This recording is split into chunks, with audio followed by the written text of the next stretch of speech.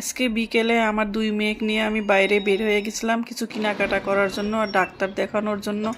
এদিকে দেখা গেল থানার সামনে আমার বাসার সাথে কিছু ফুল গাছ বিক্রি করতেছিল। এদিকে আমার শ্বশুর আর আমার দেওরের ছেলে বসেছিল। তারপরে আমরা সনোয়া টাওয়ারে চলে গেলাম। চলে যাওয়ার পরে লিফটের 3-এ আমার ডাক্তার সাহেব বসেছিল। এদিকে আমার সাদ্দাম ভাই বসে আছে। আপনারা যে ডাক্তারটাকে দেখতেছেন এই ডাক্তারটাকে আমি দেখিয়েছি। এইদিকে আমরা ডাক্তার দেখানো শেষে ডাইরেক্ট স্টেশনে গিয়েছি। আমার বুড়া যশোরে গেল আমার বুড়াকে টেনে তুলে দেওয়ার জন্য। ওইদিকে আমরা সবাই মিলে গল্প করতে করতে বিকাল 4টার সময় ট্রেন চলে আসলো। তারপরে আমার বুড়া চলে গেল। আমার বুড়া তো খুব ফানি মানুষ, দেখেন সবসময় এমন ইয়ার্কি করে।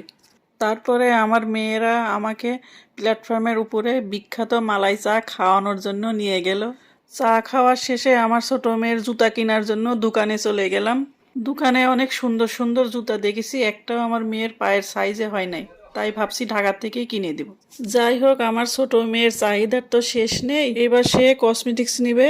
আশিক কসমেটিক্সে যাওয়ার পথে জেসমিন আপার দোকানে আমার ননদের মেয়ের সঙ্গে দেখা হয়ে গেল। এবার আশিকের দোকানে আমার ছোট মেয়ে কি কি সব নিল।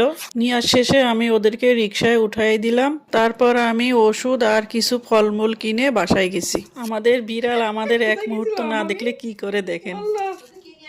হ্যাঁ, তোমার জন্য মজা নিয়ে এসেছি তো। মজা খাবো না তুমি? উঠে আমার ভাইয়া রে, আমার ভাইয়া। আজকের ভিডিও এই পর্যন্তই ছিল।